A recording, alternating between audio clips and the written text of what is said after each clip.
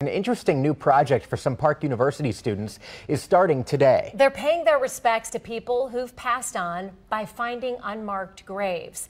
And KCTV5's Jessica Reyes is live to show us how, Jessica.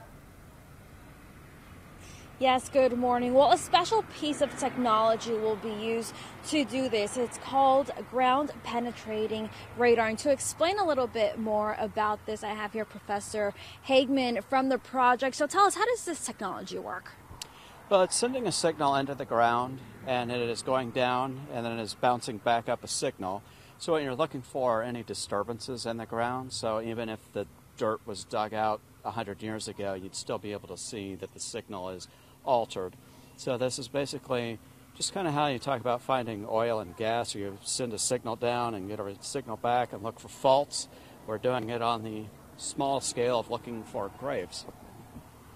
Okay, now the terrain here, let's talk about that a little bit. We're on a hill right now, and this is how it's essentially going to be done. Does the terrain, does that affect it at all?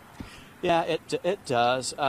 Fortunately, you can see the big tires on the equipment, so it'll be able to go over some rougher terrain. So it is designed to go through things like a cornfield or some of the shrubs on the edges of the cemetery.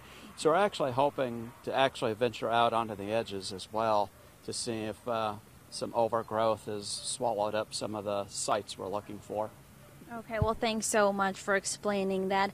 And now coming up next in just a few minutes, this is only the first part of this process. This is borrowed equipment, so they only have a couple of days to find as many unmarked graves as they can, and then the next step will be identifying them. Reporting live in Parkville, I'm Jessica Reyes, KCTV 5 News.